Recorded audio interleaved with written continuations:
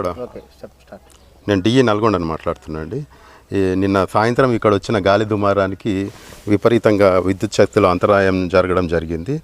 దాని విషయం మీద మొత్తం పర్యవేక్షించడానికి నేను ఏడీఈ శాలిగౌరం ఏలు ఇక్కడ గ్రౌండ్ పెట్రోలింగ్ చేస్తున్నాము. ఇక్కడ ఊటుకూరు అనే విలేజ్కి వచ్చాము. ఇప్పుడు విలేజ్లో ఒక ట్రాన్స్ఫార్మర్ పోల్ మీద నుంచి పడిపోయింది, ఇంకొక అగ్రికల్చర్ ట్రాన్స్ఫార్మర్ పడిపోయింది. ఇక్కడ పోల్స్ చూస్తే ఒక 30 వరకు డ్యామేజ్ అయి ఉన్నాయి.